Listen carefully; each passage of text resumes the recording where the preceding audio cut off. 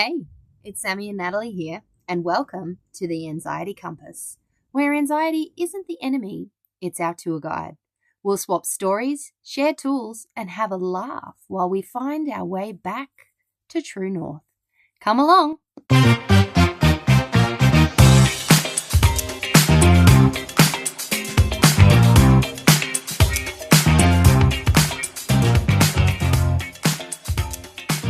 Hello, everyone, and welcome back to another episode on the Anxiety Compass.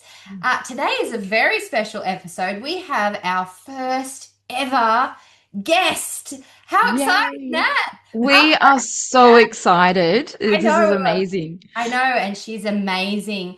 Today, we actually have Alpha on, and she's here to join us to talk all things. And this is a big topic I found in clinic that would set off the nervous system and that panic and worry is money, money, money, money. When Money. you think of money, Nat, does it bring sort of like a little bit of anxiety? Like, I guess a lot of people look at money differently. Some people love money and it's like their top Yes. value. And some people think money's ugh, and it brings out a yucky sensation and feeling in their body. So, Yeah, yeah. I do have a bit of anxiety around money Oh, well, this as is going to a be a really hangover from in my past, which I've actually been working on myself. So well, today's episode is going to be great. So, it's welcome to the exactly podcast, Alpha. Yay! Thank you. I feel welcome. very honored being the Nice. first guest. My goodness. I know it's very exciting. Yeah, well, you've got to start somewhere. We picked a great guest. So, We just did. before we go into the topic, which is going to be fantastic, maybe you can just share with our audience a little bit about what you actually do. Yeah, sure. So I've sort of tossed around with a few different like labels. I'm not very great with labels, but the most recent one is wealth educator. That sort of Oh, I come like to that. come to me, which it's very much born out of my own journey. I grew up in a family when you talked, Natalie, about, stuff from childhood, we all have stuff, and you can pretty much blame your parents for everything. But we're gonna like narrow that down into the money space today. So we can blame them for all our money stuff too. But I actually started out as a corporate tax accountant, which sounds quite like I actually had somebody the other day when I said that, like, but you don't seem like an accountant. I was like, well, that's why I'm not one anymore. But I realized I didn't really know much about personal finance because we don't get taught it. We're observing all of the sort of the stuff that we probably all the bad habits, really. And there was a certain degree of I have no idea what to do. And I felt the guilt thinking I should because I was an accountant dealing with numbers. So, yeah, so I then went on my own personal journey to try and sort of learn about money, which I realized was harder than it should be. And then it took me probably about 10 years of going to various seminars. I even hired a financial planner that wasn't the right thing for me for a variety of reasons. But I was also on a personal development journey on the same at the same because I'm, in our 20s, we're like, what's my purpose? Why am I here? What am I doing? And then, all the Um, identity shifts that happen along the way. So I did a lot of study and learning in that too. So I sort of bring the two together in how I work with my clients to help them understand money. So my main philosophy is I'm not going to do it for you. I will show you what to do, work through all of the stuff to give you the tools to deal with it, and then understand how to make managing money as simple as possible and to yeah. systemize and automate it as much as possible as well. That is so Nice. important. The simplifying. I actually get like a hot flash and my hat because we've got a construction business as well, and I do a lot of the finances for that. And Yeah. I say to my hubby often, like, why do you have me doing the finances? Whenever I work with tax and numbers, I get like this uncomfortable feeling. I don't like it, and it just consumes me. So making it simple and understanding it, and definitely like digging down and finding out why I'm reacting, what's triggering me, Yeah. has helped a lot. I've changed my relationship with money a lot in the Mm. last few years. So for our listeners, I want to sort of put a sort of reflection in. When you think about money, does your body feel calm? Does it feel like neutral? It doesn't really mean much to you? Or do you start to tense up when we start talking about money? Especially if you're a business owner, that can be a really touchy subject. And Yeah. even looking at your bank account, that can bring so much sadness and anxiety and worry and losing sleep. That's a big one as well. Yeah, Yeah. absolutely. A lot of people actually avoid looking at their bank account Yeah. Yeah. because they just don't Yeah. want to see what the reality is. So, with everything that you sort of learned along the way and working with the clients that you do you find why does money sort of trigger anxiety for so many people? Like you said, it's often something we pick up from our parents. Are you able to go a little bit deeper into that? Mm. Yeah, sure. So while it's parents as well, there's also a deeper, it's generational, and for women in particular, it's gender. So if we look back in history at the amount of control or lack of control that we've had over our own ability to manage money, there's just this perception that we're just not good at it, that men are better at it. And Mm. there's a certain because there's that providing kind of energy and even the hormonal side of it for men, the money kind of becomes a providing thing. So that's like the built-in thing. Whereas for women, we're more the nurturers. We have to make sure that everything else works. And the money is, while it's the tool to do that, we've got to be aware of all of everyone else's stuff, making sure it's all working. So that there's a lot that goes into it. And then so because of I think that level of complexity and the sense of emotional responsibility and overwhelm, we're already in that state. So then the idea of piling money on top of it, it just tips us over the edge. So it's not necessarily the money itself, it's everything else that a woman in particular manages that then makes money feel even more intimidating because we feel like we've got to know what to do, but then we don't get taught what to do. And then there's this fear around how do we actually do it for us because everybody's situation is slightly different. So all these cookie cutter ideas that we get sent out, we've all got to, we save for a house, we take on a loan for a car, we get a credit card for this, like we do all these things in sequence, but that's not actually necessarily the best way to do it. And everybody has their own family unit. There's all blended families now as well. So money Mhm. management is not as, I'm going to use the inverted commas, straightforward as it used to be, even though we probably didn't think it back then either. And we Yeah. have kind of acknowledged all of that and recognized that there's a whole lot going on, and money is just more of an agitator than anything else. Yeah, yeah. I see growing up, I don't know if this is the same for you, Nat, but money played two roles. Money, because I grew up like with a single parent, and money was hard to come by. We were struggling, and but the other half of my family had a lot of money, and they would just waste it on stupid stuff, and it would kind of be like, okay, even though we're struggling, money's evil, kind of, it does Yeah. bad things. It makes you inauthentic, so to speak. Yeah. Where, now I think money can be safety, like money can do so many Mm. things, and it's more like energy now. Like running your own business, I used to always just want to give away everything for free because I wanted people to like me.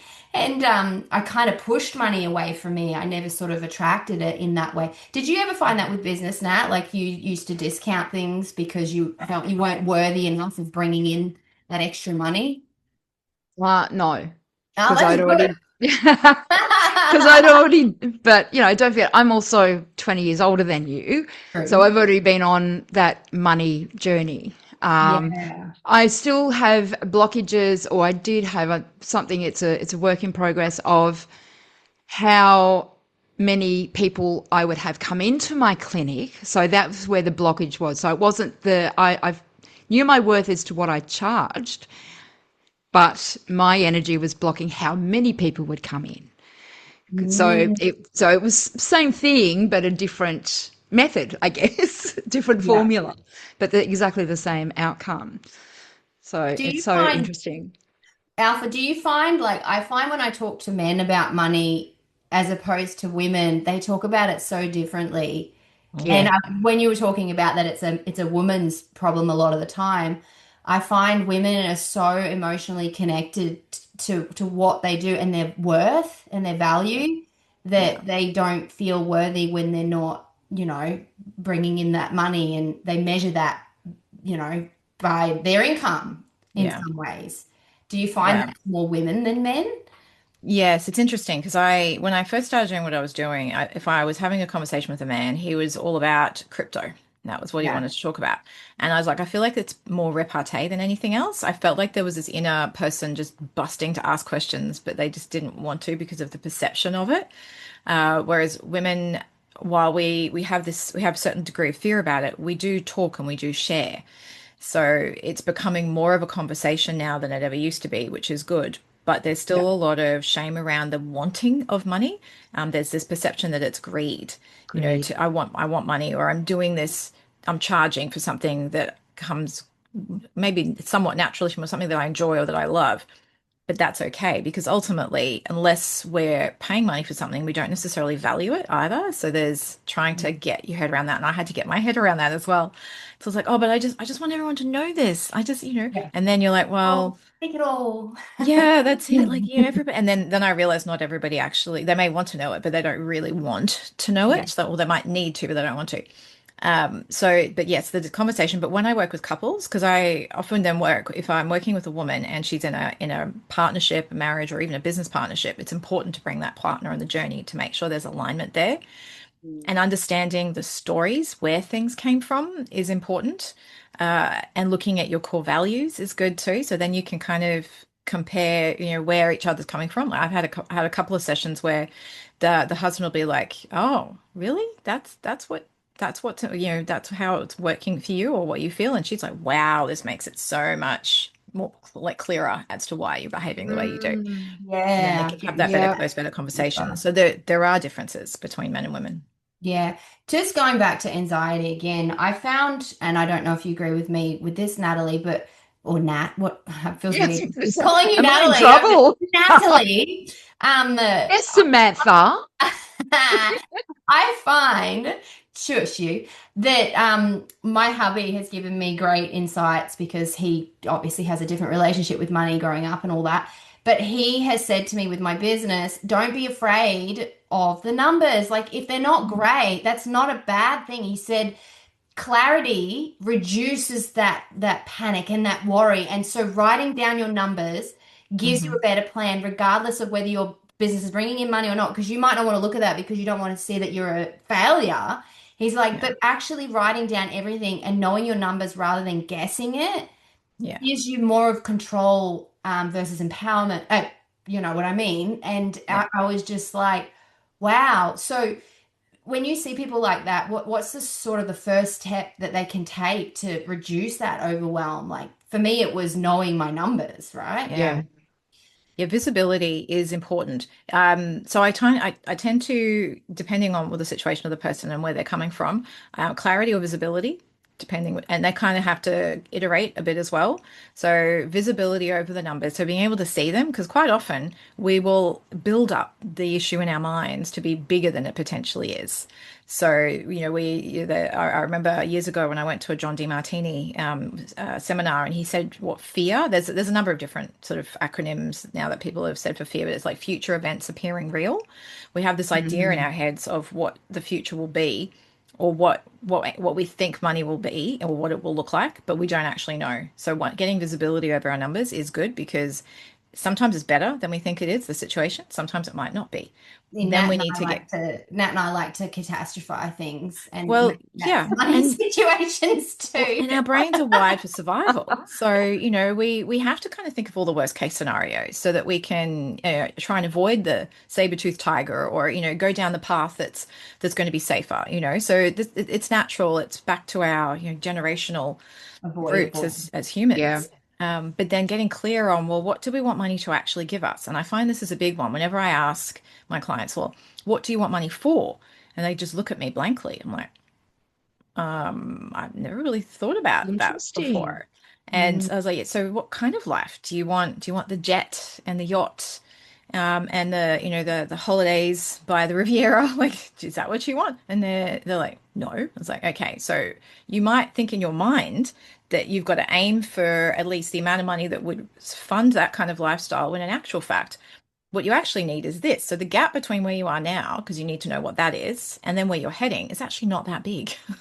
But we Mm. don't know what that is until we get clear on what it is that we're actually aiming for Yep. and the Yeah. time frame that we want it in. I had clients recently where they're about late 30s and they wanted to retire by the time they're 45. At the moment, it could be realistic, but they weren't doing the right things to get them there. And as soon as they saw that, they're like, "Oh, okay, right. So we do this, this, and this." And I said, "Yeah, okay." So then they could get clear on what steps they needed to take without sacrificing life too much. That's the Yeah. other thing too. When we think about money, everybody talks about, oh, cut out your daily coffee, or, whatever it happens to be. And then But you know what happens when you're on a diet? After a Yeah. while, you The drop little off it. joy that you have left. Yeah, and then you bust out and you completely ruin the diet. Then you feel guilty that you've ruined it. And so you're like, oh, it doesn't matter anyway. I may as well just let myself go because I've ruined it anyhow. Money is very similar. So if we Yeah. constrain ourselves too much for too long, we'll just like bust out and then overspend, feel guilt, and then go, oh, what's the point? My budget doesn't work. I can't stick to it anyway. So what Absolutely. I've I learned think from that, also it's when you're in that sort of mindset of, oh, cut out the coffees here and do that, it's reiterating into our nervous system that sense of lack Yes, as yeah, well. absolutely. definitely, Because you're definitely. That we don't removing that deserve the money from things we enjoy. and we don't deserve it exactly. And we're removing it from the circulation then, aren't we? Yeah. From the physical circulation of money, but also the energetic. So Yes. I think that's a really powerful statement that you just made. Yeah, Observation. my key takeaway from that, Nat, was that we can continue our matcha latte catch ups We without absolutely the can. guilt behind Yeah, it. I would, Yes. and see, and this is the thing when you start to kind of get clear on what you want, and I have my money pie framework, and the pie slice that everyone has to have is fun. And you Yeah, have to be able to have lifestyle in there too, because otherwise, why else? We're not here to sacrifice our youth so that by the time we get to our older years, if we're blessed enough to be healthy yeah. and, able to enjoy it, that we can't anymore. So I was like, and Yeah, that's not to say that you don't think about the future and you only live for today, but it's having that balance and then absolutely. understanding that And that it's that's also a generational thing, isn't it? Like yeah, the older generations, our parents, they were told that, and grandparents, save for a rainy day, save for your retirement, yeah, deny yourself now, so that by the time you get to retirement, and as you said, a lot of people can't enjoy their retirement because they've got health issues and they can't yeah, go traveling anymore. They can't, go out and dance, go out for nights, And you're so restaurants and worried about things. saving, you end up sick by the time you reach your 60s or 70s or whatever retirement age is. yeah, You spent yeah, so much time being 70s such a now. tight ass, not doing anything that, yeah. yeah, And then you've got the younger generation now, which are very much like living for the moment, yeah, worried about the future still, but living in the now because they're like, oh, well, it's everything can't they afford a keep reading house. about. It's all so expensive. I'm never going to be able to own a home. So why don't I just travel and enjoy life? And you're like, Yeah, there's got to be somewhere in between there. Yeah, And I love what you said balance. before, Sammy, about the energy, and same with you now. That's, it is a flow. So we've got to get used to the fact money will go out as well as in. We are so Mm. focused on constraining what goes out, not recognizing that it will come back in. And that's not to say that you overspend, but there is an energetic flow that has to happen rather yeah. than just trying to stop it and And go keep it protective. inside. You can intentionally spend money. So, like for me, I go to the farmers market and I like to support, all the natural produce that I buy is from farmers that are local. So you eat Yeah. seasonally, which is also then better for you. And then I'm giving to people who are producing. So it's then about that kind of intention rather than just going, oh, well, I'm just not going to spend. I, I I, I also, choose to spend my money elsewhere.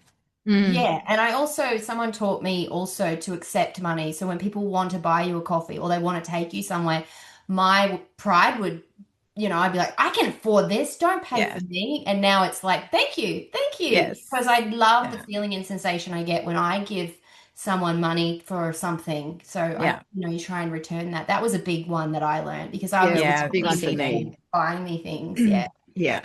Yeah. Yeah. Well, I even So, notice, sorry, you go. oh, no, no, you go.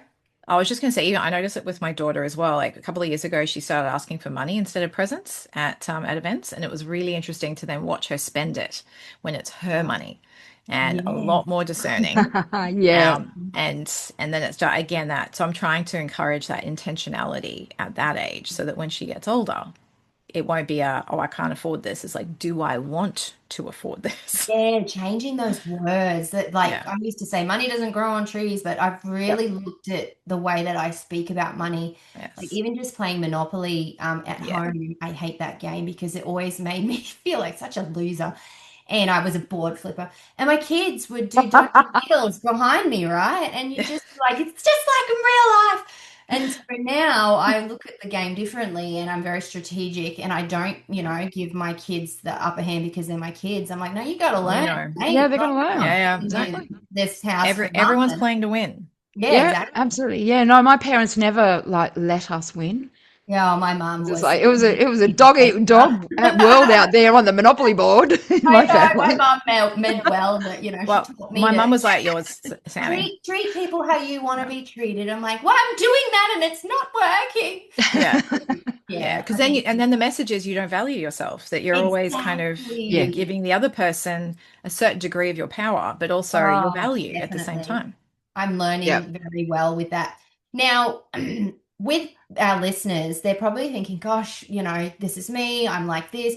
But what can I take from this? So, what are some practical money habits that you sort of give to your audience? Like, Nat, do you do anything at the moment? Like, do you have any habits that you have with money, or is it just sitting Yeah, there I do. walking? I've got a you know, the Barefoot Investor, and there's a couple of different people out there that do suggestions. So I have different accounts that every time I get money in, it instantly goes into the different accounts, which definitely helps manage my money, and then I know exactly where it is.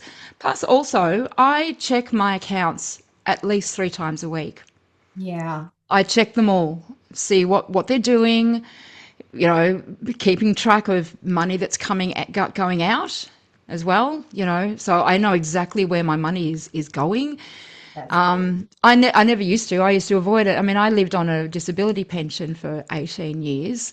So I was terrified of looking at my accounts because I literally lived hand to mouth Mm. every week. So I had to heal that wound and take, and become empowered. And I feel empowered. Mhm. I love looking at my figures. And it's the same with Yeah. even when I pay bills. It was something that I learnt.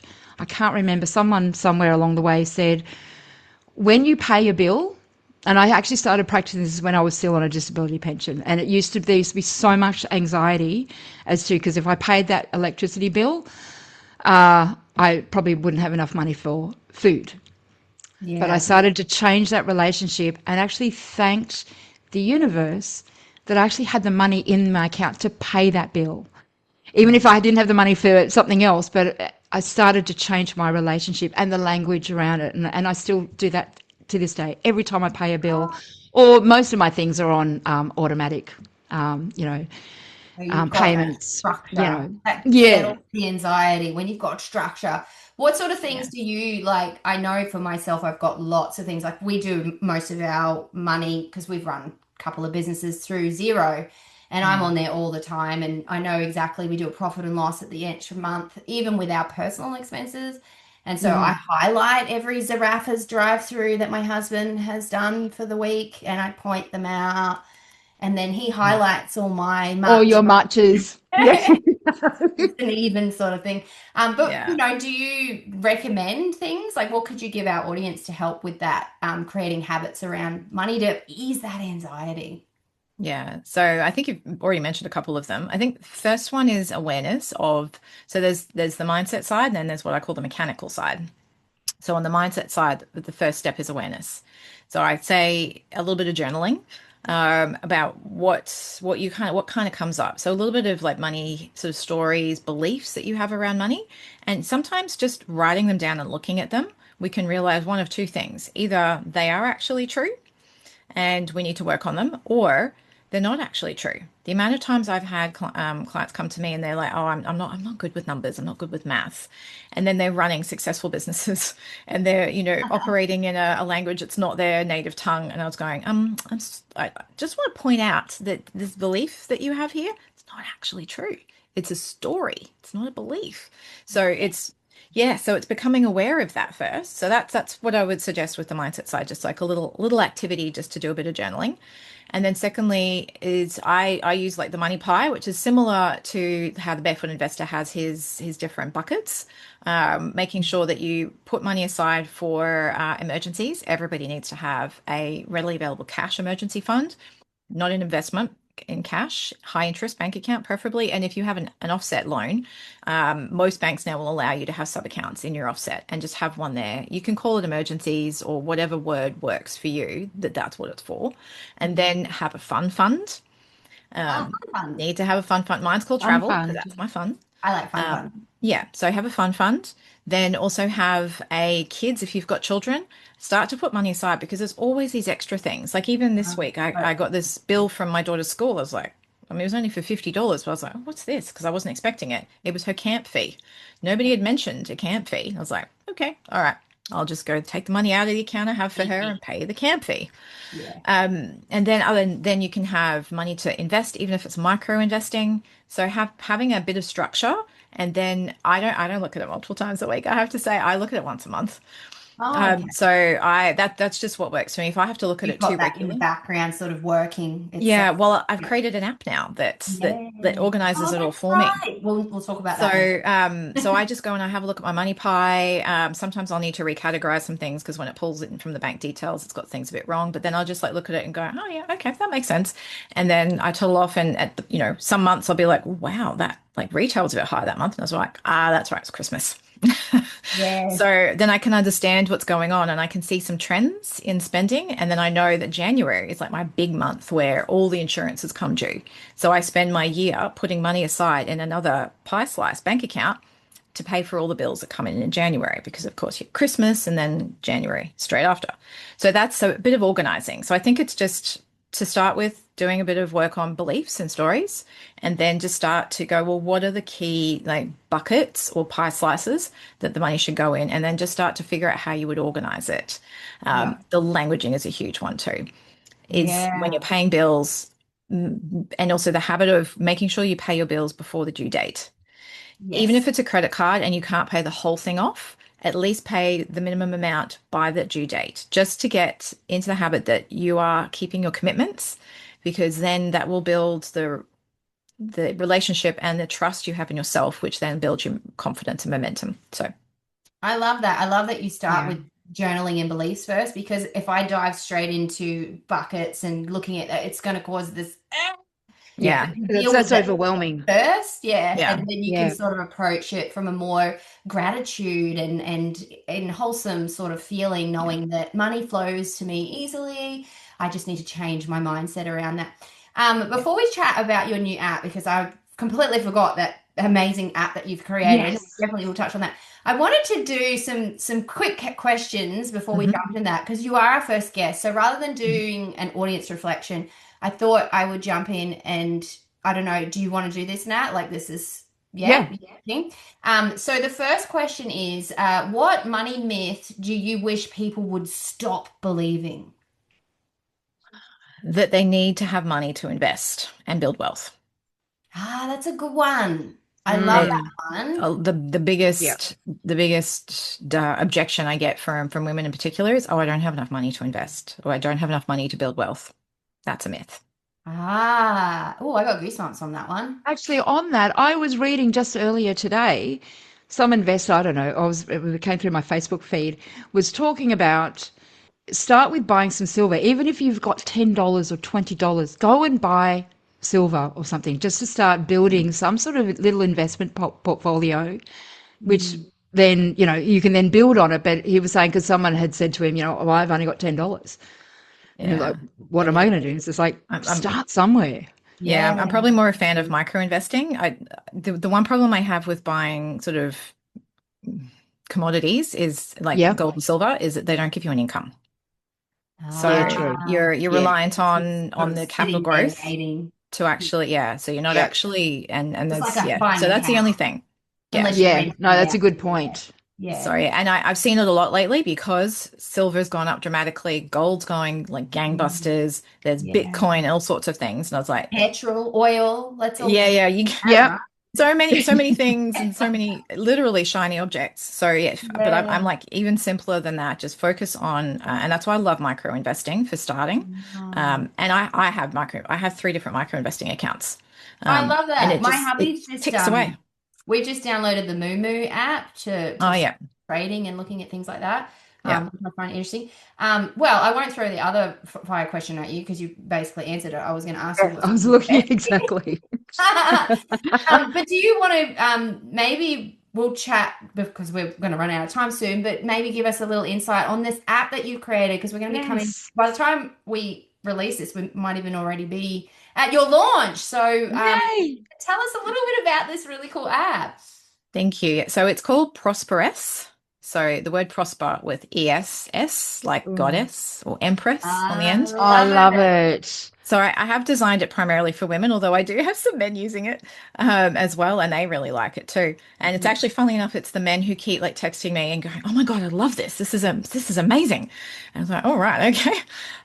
But it's designed to. It started out as an Excel file that I was using with my one-on-one clients, and then I thought, oh, there's just so many things I would like to do that it's difficult to plug in the like the formulas and macros and things into Excel.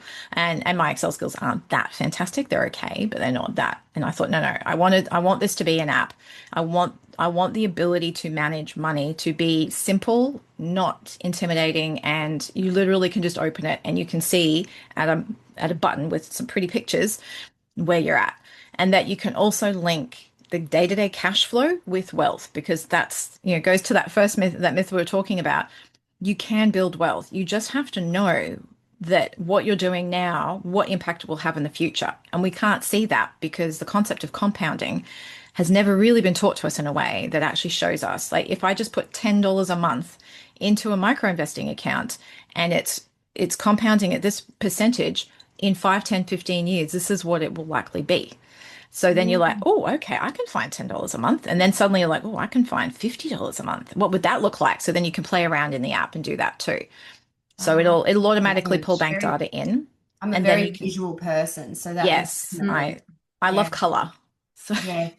so that's what it's designed to do. It's designed to give you automatically your bank detail, like you connect your bank up like a banking app or a budgeting app. It will categorize everything. Then it will give you some AI suggestions. There's a little bot where you can ask questions and say, what do I need to focus on right now? Where could I save money? It will actually give you some insights like that too. So it's like having this Great. little pocket, money guide with Yep. you. And then you can also see how the wealth building's going too. And if you're a business owner, Oh, I have another tier that also helps you connect your business P&L in so that you know what you need to pay yourself to fund the lifestyle you want. profit and loss. I love Amazing. that. That sounds so good. I'm Yeah. gonna have a look at that and Yeah, I for will definitely be getting it. yes, anything that's pretty and simplifies and yeah, I'm not an Excel sheet And kind of empowers.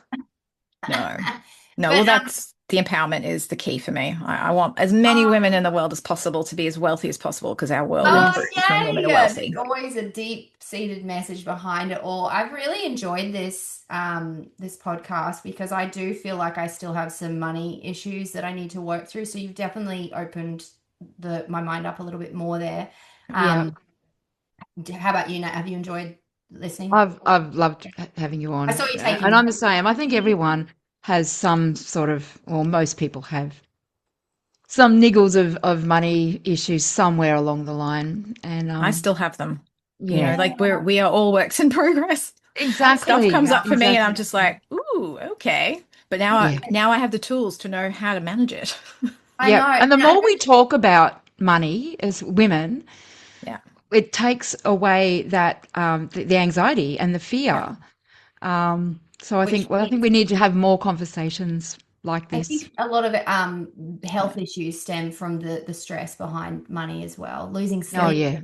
all of it sort of feeds into that system. But Yeah. how do people get in contact with you? Obviously, we've got your app there, but if people want to follow you, and because I know you do a lot of like information talks, I've seen a lot of your videos coming up that you put on your socials. Yes. Yeah. So I speak at events. I've got a couple others coming up, and I do a lot of my socials are educational. What's the So I'm name of your handle? so for Instagram, it's Alpha Money Made Simple.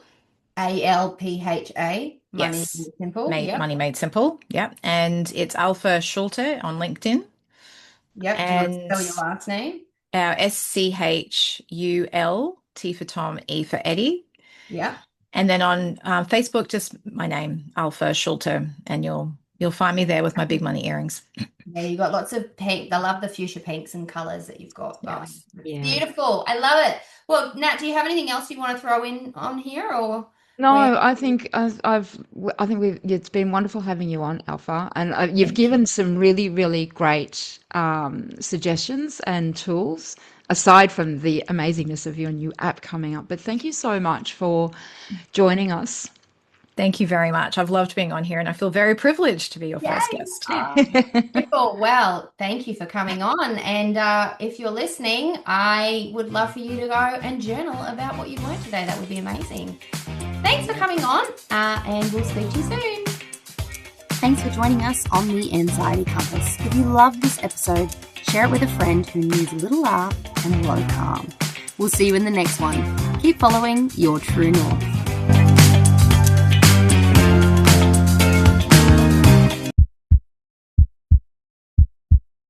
Disclaimer time. Sammy and Natalie may be clinical nutritionists, but we're not your personal doctors. What you hear is for learning and laughing, not diagnosing or prescribing. If things feel bigger than you, call your doctor or local support line or reach out to a qualified health professional. They've got your back too.